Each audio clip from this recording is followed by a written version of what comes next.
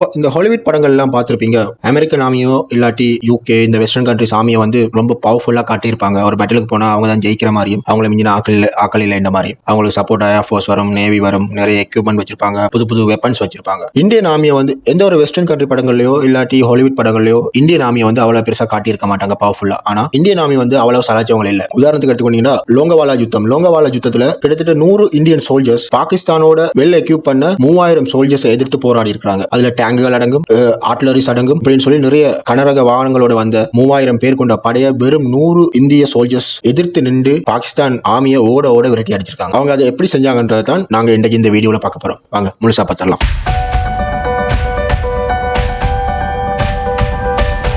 நாங்க பார்க்க போறது பேட்டில் ஆஃப் லோங்கேவாலா. 3000 படை வீரர்கள், 50 டேங்க்ஸ், 100க்கும் அதிகமான ஆர்ம்ட் வெஹிக்கிள், இத்தனை பெரிய ஒரு படையா கிட்டத்தட்ட 120 இந்தியன் சோல்ஜர்ஸ் ஓட விரட்டி இருக்காங்க. இதுல இந்தியா தரப்புலையும் பாகிஸ்தான் தரப்புலையும் இழப்புகள் எவ்வளவு எடுத்து பார்த்தோம்னா, இந்தியா தரப்புல வெறும் 2 சோல்ஜர்ஸ், 2 ராணுவ வீரர்கள் தான் இறந்திருக்காங்க. அது மட்டும் இல்லாம 5 ஒட்டகங்கள். பாகிஸ்தான் தரப்புல நீங்க எடுத்து பாத்தீங்கன்னா கிட்டத்தட்ட 200 சோல்ஜர்ஸ் இறந்திருக்காங்க, 36 டேங்க துவம்சம் பண்ணியிருக்காங்க. அது மட்டும் இல்லாம 500 அவங்க கொண்டு வந்த 500 வெஹிக்கிளை இந்தியன் ஆர்மிஸ் வந்து தகர்த்தெறிஞ்சிருக்காங்க. இவ்வளவு இழப்புகளையும் சந்திச்ச பிறகு பாகிஸ்தான் ஆர்மியை விட்டா போதும்னு சொல்லி அங்க இருந்து பின்னங்கால் பிரடியில் அடிபட ஓடி இருக்காங்க. இந்த லோங்கேவாலா இருக்கிற இடத்தை பாத்தீங்கன்னா பாகிஸ்தானுக்கும் ராஜஸ்தானுக்கும் நடுவுல இருக்கிற ஒரு இடம் தான் லோங்கேவாலாண்டுவாங்க. இந்த லோங்கேவாலா இருக்கிற லேண்ட்மார்க் எப்படின்னு கேட்டீங்கன்னா சுத்தி முத்தி ஒரே பாலைவனம் தான் இருக்கும். பேட்டில் வந்து நடந்த இடம் இந்த பாலைவனத்துல தான். இந்த லோங்கேவாலா யுத்தம் ஆரம்பிக்கிறதுக்கு காரணம் எதுன்னு கேட்டீங்கன்னா, இப்ப இருக்கிற பங்களாதேஷ் வந்து ஒரு தனி நாடா, பங்களாதேஷ் மக்கள் வந்து தங்களை ஒரு தனி நாடா அறிவிக்க கோரி அங்க புரட்சி செஞ்சுட்டு இருந்தாங்க. அந்த டைம்ல இப்ப இருக்கிற பங்களாதேஷ் ஆட்சி செஞ்சது பாகிஸ்தான் அரசாங்கம். இந்த புரட்சியை தடுக்கணும்ன்றதுக்காக பாகிஸ்தான் அரசாங்கம் என்ன செஞ்சதுன்னா, அந்த போராட்டம் செய்யற மக்களை கொடூரமா கொண்டும் ஒரு மனிதாபிமானமற்ற தன்மையிலும் செயற்பட்டு வந்தாங்க. லட்சக்கணக்கான மக்கள் வந்து என்ன செய்யறாங்கன்னா, அங்க இருக்க இயலாதுன்னு சொல்லி இந்திய எல்லைகளுக்குள்ள அடைக்கலத்துக்காக, அதாவது அகதிகளா வந்து சேர்றாங்க. அந்த டைம்ல என்ன செஞ்சீங்கன்னா, இந்த பாகிஸ்தான்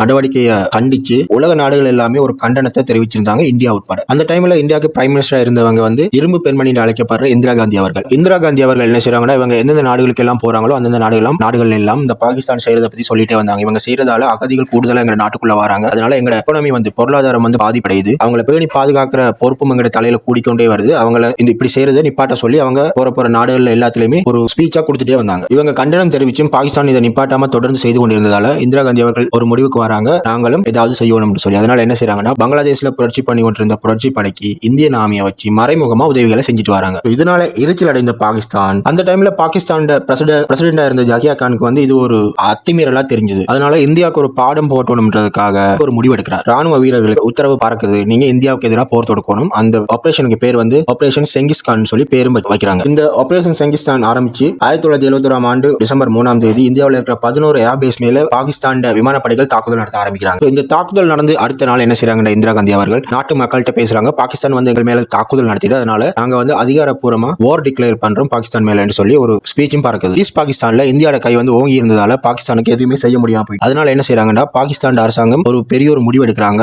இவங்களுக்கு வேற பக்கத்தால இருந்து பிரஷரை கொடுத்தா, அதாவது வெஸ்ட் பாகிஸ்தான்ல இருந்து படையெடுத்து வந்து இந்தியாவில் இருக்கிற பல பகுதிகளை பிடித்தா இதை வச்சு இவங்கள்ட்ட நெகோசியேட் பண்ணலாம் ஈஸ்ட் பாகிஸ்தான்ல சண்டே நிப்பாட்ட சொல்லி. இப்படி ஒரு பிளான் போட்டு தான் 3000 படை வீரர்கள் கொண்ட ஒரு படையை உருவாக்குறாங்க. அப்படி எல்லைகளை கைப்பற்ற நினைத்து இவங்க தேர்ந்தெடுத்த ஒரு இடம் தான் இந்த லோங்கேவாலான்றது. அது பாகிஸ்தான் போர்டர்ல இருந்து 20 கிலோமீட்டர்ல இருக்கிறதால, அதுவும் பாலைவனம்ன்றதால ஈஸியா கைப்பற்றலாம்னு நினைச்சு இவங்க சண்டைக்கு வராங்க, போர்டர் எல்லாத்தையும் அடிச்சு உடைச்சு கொண்டு. அந்த டைம்ல லோங்கேவாலால பாதுகாப்பு பணியில் ஈடுபட்டு இருந்தவர் தான் மேஜர் குல்தீப் சிங் சொல்லி ஒரு கேப்டன். அவர் வந்து ரெஜிமெண்ட் 23வது பட்டாலியனுக்கு வந்து கேப்டனா இருந்தவர். அந்த டைம்ல அவர்கிட்ட இருந்த ஆயுதங்கள் என்னன்னு கேட்டீங்கன்னா அவ்வளவு பெருசா இல்ல. 120 சோல்ஜர்ஸ், L16-81mm சொல்லி ஒரு மோட்டார், 10 ஒட்டகங்கள், அது மட்டும் இல்லாம ஒரே ஒரு ஜோங்கா ஜீப்னு சொல்லி 6 ரைபிள் பொருத்தப்பட்ட ஒரு ஜீப் இவ்வளவு வந்து அவங்கள்ட்ட இருந்தது. ஆனா அந்த பக்கம் பாகிஸ்தான் பக்கம் இருந்து வாரது கிட்டத்தட்ட 50க்கும் மேற்பட்ட டேங்குகள், ஏகப்பட்ட ஆர்ம்ட் வெஹிக்கிள், 3000 சோல்ஜர்ஸ், ஒரு மாபெரும் படையை திரட்டி கொண்டு அவங்க ஒரு பெரிய பிளான்ல உள்ளுக்கு வந்துகிட்டு இருக்காங்க. இவ்வளவு குறுகிய ரிசோர்ஸை வச்சு கொண்டுதான் குல்தீப் சிங் என்ற கேப்டன் வந்து இந்த மாபெரும் படைக்கு எதிராக போரிட்டாங்க. ரோந்து பணியில ஈடுபட்டு இருந்த விமானப்படைக்கு இந்த பாகிஸ்தான் படை வந்து லோங்கேவாலாவை நோக்கி வாரது தெரிஞ்ச குல்தீப் சிங்கிக்கு இந்த நியூஸ் வந்து பாஸ் பண்ணப்படுது. உடனே அவர் என்ன செய்யறாருன்னா, ஹெட் குவார்டர்ஸ்க்கு தகவல் தெரிவிச்சு எங்களுக்கு சப்போர்ட்டுக்கு ஆட்கள் தேவை, ஆயுதங்களும் தேவை, உடனே அனுப்பி வைங்கன்னு சொல்றாங்க. அவங்க கொடுத்தது 2 ஆப்ஷன் தான். அதுல முதலாவது ஆப்ஷன் கேட்டீங்கன்னா,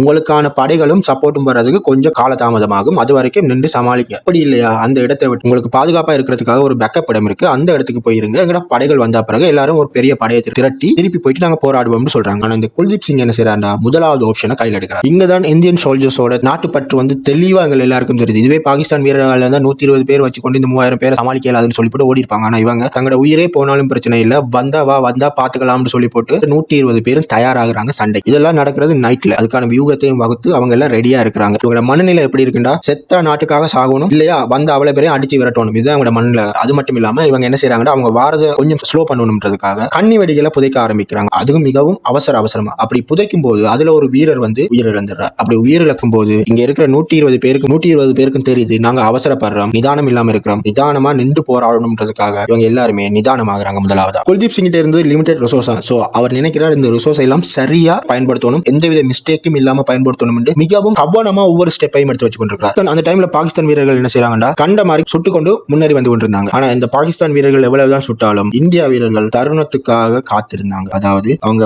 எவ்வளவு உள்ளுக்கு வராங்களோ அவ்வளவுக்கு அவ்வளவு இவங்களுக்கு சான்ஸ் அதிகம் சொல்லி எல்லாரையுமே உள்ள வர வச்சு கொண்டிருந்தாங்க. சரியா பாகிஸ்தான் பட ஒரு 100 அடி தூரத்துக்கு வரைக்கே இவங்க எல்லாரும் ஷூட் பண்ண வலிக்கிறாங்க. இருட்டுன்றதால இரண்டு பக்கத்திலுமே நைட் விஷன் இல்ல. அங்க இருந்து வர துப்பாக்கி அந்த வெளிச்சமும் தீப்பொறிகள் வெளிச்சத்தை வச்சுதான் எல்லாருமே கண்டபட்டு கொண்டிருந்தாங்க. இந்த பாகிஸ்தான் வீரர்கள் இவ்வளவு நேரம் நினைச்சிட்டு இருந்தாங்க, ஒரு மாபெரும் படை தான் அந்த பக்கம் நின்று எங்களை தாக்கி கொண்டிருக்குன்னு சொல்லி கொஞ்சம் அந்த இடத்துல கொஞ்சம் ஸ்லோ ஆனாங்க. அப்படி அவங்க ஸ்லோ பண்ணும்போது இது சரி வராது, இன்னும் வேகமா அதிக தாக்குதலை நடத்தணும்ன்றதுக்காக மிகவும் வேகமா முன்னேறி வராங்க. அப்படி முன்னேறி வரும்போது அங்கிருந்த காவல் வேலிகளை பாக்குறாங்க. அந்த காவல் வேலிகளை பார்த்துக்கு இவங்க யோசிக்கிறாங்க, அது ஃபுல்லா ஒரு மைண்ட் ஃபீலா இருக்கும்னு சொல்லி அந்த இடத்துல ஒரு சிறிது நேரம் நிக்கிறாங்க. இது வந்து இந்திய படைக்கு ஒரு பெரிய பிளஸ் பாயிண்டா மாறுது. அந்த வேலையை கண்டு நிக்கிறத பார்த்த குல்தீப் சிங் என்ன செய்யறாண்டா, தன் படைகள்கிட்ட சொல்றாரு, தாக்குதலை வந்து அதிகப்படுத்தி வேகப்படுத்துங்க. அது மாதிரியே இந்திய ராணுவமும் சரமாரியா தாக்குறாங்க பாகிஸ்தான் ராணுவத்தினர். பாகிஸ்தான் ராணுவத்துல அவங்களோட பிளான் வந்து ஒரு 3-4 சிட்டியை பிடிக்கணும்ன்றதுக்காக அதுக்காக என்ன செஞ்சிருந்தாங்கன்னா, அவங்களோட டேங்க்ல எல்லாமே எக்ஸ்ட்ரா ஃபியூல வந்து வெளியே வச்சிருந்தாங்க. டேங்களுக்கு மேல வந்து அடுக்கி வச்சிருந்தாங்க. இது வந்து இந்திய ராணுவத்துக்கு ஒரு பிளஸ் பாயிண்டா மாறிட்டு என்னன்னு கேட்டீங்கன்னா, இவங்க இங்க இருந்து தாக்குதல் நடத்தும் போது அங்க இருந்த பெட்ரோல் கேன்கள்ல புல்லட் பட்டு தீப்பட்டி எரிஞ்சு வெடிக்க வழி. அந்த வெளிச்சத்துல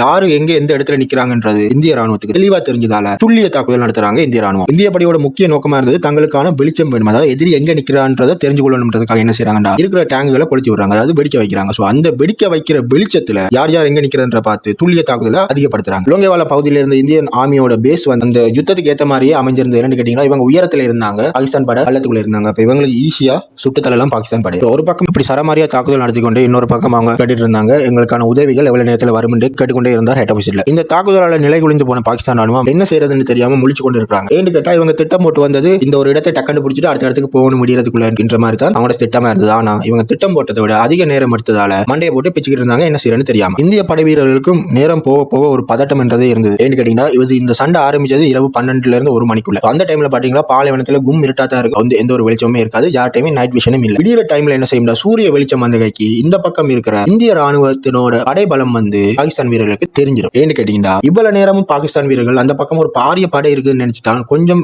மெதுவா ஜோச்சு தாங்கி சண்டை போட்டு இருந்தாங்க. சோ அந்த தயக்கம் வந்து இந்த இந்தியா வீரர்களுக்கு வந்து ஒரு பிளஸ் பாயிண்ட் அமைஞ்சதால ஈஸியா அடிச்சு கொண்டு இருந்தாங்க. ஆனா விடிஞ்சு சூரிய ஒளி பட்டதுண்டா இவங்க எத்தனை பேர் இருக்கிறாங்கன்னு தெரிஞ்சு இவங்க தங்களோட முழு பலத்தையும் இறக்கி அந்த இடத்தை அடிக்க வலிக்கிட்டுருவாங்க. அந்த ஒரு பயம் இருந்து கொண்டே இருந்தது இந்த இந்திய ராணுவ வீரர்கள். அப்படி பதட்ட நிலையில் இருந்த சோல்ஜர்ஸுக்கு குல்தீப் சிங் வந்து ஒரு அறிவுரை கொடுக்கிறார், முடிஞ்சா வெற்றி கோடி இல்லாட்டி எல்லையை காக்கிறதுக்காக செத்து மணிஞ்சம் ஒரு பேர் வரும் சொல்லி சரமாரியா உயிரை கொடுத்து போராடி கொண்டிருந்தாங்க இந்த இந்தியன் ராணுவ வீரர்கள். அந்த டைம்ல தான் சூரியன் கொஞ்சம் கொஞ்சமா உதிக்க வலிக்கிடுது. அப்படி உதிக்கும் போது இரு தரப்புக்கும் தெளிவாவே விளங்குது தங்களோட நிலைமை என்னன்னு. பாகிஸ்தானுக்கு அதிர்ச்சி, கொஞ்சம் பேர் தான் அந்த இடத்துல இருக்கிறாங்கன்னு சொல்லி ஒரு பக்கம் அதிர்ச்சி பாகிஸ்தான் வீரர்களுக்கு, இன்னொரு பக்கம் இந்திய வீரர்களுக்கு மிகப்பெரிய சந்தோஷம்.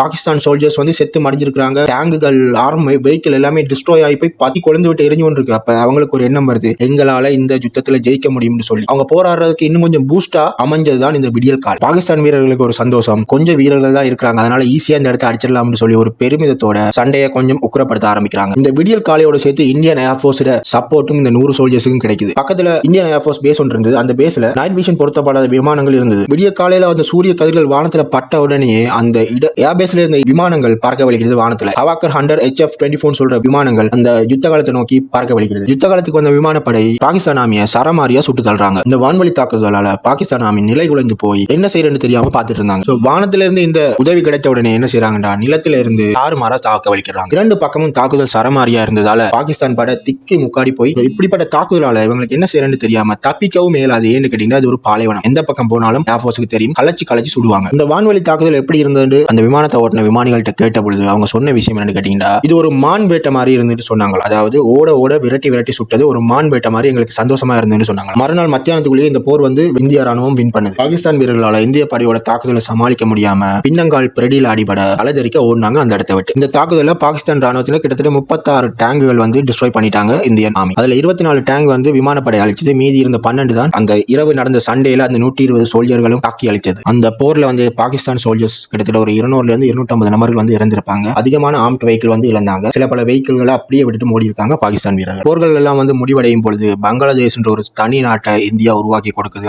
இந்த சண்டையில தாய் நாட்டுக்காக உயிரே போனாலும் பிரச்சனை இல்லைன்னு சொல்லி தைரியமா அந்த 120 சோல்ஜர்களோட நின்று போராடின குல்தீப் சிங் அவர்கள் இந்திய அரசாங்கத்தோட மிக உயரிய விருதான மகாவீர் சக்ரான்னு சொல்ற விருதும் இந்த குல்தீப் சிங் அவர்களுக்கு கிடைக்கும். அதோட அவரோட நின்று போராடின அத்தனை வீரர்களுக்கும் உயரிய விருதுகளும் உயரிய ரேங்கும் அதாவது பதவி உயர்வும் கிடைச்சது. ஒரே ஒரு சின்ன ஆர்ம்டு வெஹிக்கிளா இருந்தாலும் அந்த போர்ல இவங்களுக்கு மிகப்பெரிய பலமா இருந்தது அந்த ஜொங்கா ஜீப் தான். சோ அந்த ஜொங்கா ஜீப்புக்கும் இந்தியன் ஆர்மி ஒரு நினைவு சின்னத்தை அமைத்தாங்க. பாகிஸ்தான் வந்து இந்த யுத்தத்துல தோத்ததுக்கு காரணம் 2 மேஜர்ஸ் தான் சொல்லி அவங்கள பதவி நீக்கம் செஞ்சது பாகிஸ்தான் அரசாங்கம். அது மட்டும் இல்லாம சில பல ராணுவ அதிகாரிகள் மேல விசாரணை கமிஷனும் வைக்குது இந்த பாகிஸ்தான் அரசாங்கம் இந்த போர்ல தோத்ததுக்கான காரணம் என்னன்னு தெரிஞ்சு கொள்றதுக்காக. ஆனா இவங்க என்னதான் விசாரணை கமிஷன் வச்சாலும் என்னதான் பதவி நீக்கம் செய்தாலும் இவங்களுக்கு தெரியாது இந்திய நாட்டு ராணுவ வீரர்களோட தன்னம்பிக்கையும் நாட்டுப்பற்றும் இந்த இரண்டும் தான் இவங்களை ஓட விரட்டினதுக்கு காரணம் என்று சொன்னா அவங்க கேட்கவா போறாங்க? கேட்க மாட்டாங்க. இந்த போர்க்கதையை வச்சு ஒரு படமும் உருவாகி இருக்கு. அந்த படத்தோட பேர் தான் பார்டர். சோ இதுதான் வந்து பேட்டில் ஆஃப் லோங்கேவாலாவோட கதை. இந்திய வீரர்களோட இந்த சாகசத்தை பத்தி நீங்க என்ன நினைக்கிறீங்கன்றத கமெண்ட் பாக்ஸ்ல சொல்லுங்க. இந்த வீடியோ உங்களுக்கு யூஸ்ஃபுல்லா இருந்திருக்கும் என்று நம்புறேன். வீடியோ பார்த்ததுக்கு நன்றி.